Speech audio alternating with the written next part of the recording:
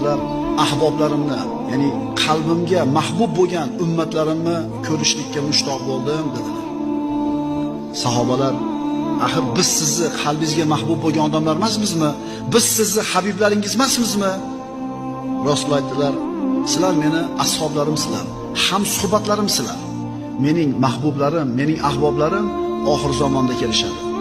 Ulardan dinini mahkam ushlagan odam xuddi cho'g'ni ushlagan odamdek bo'lib qoladi. Ularning ajri 70 ta odamning ajrichalik bo'ladi.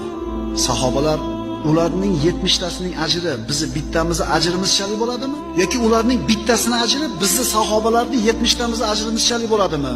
Deganida, ularning bittasining ajri sizlarning 70 talarda ajri bilan teng bo'ladi.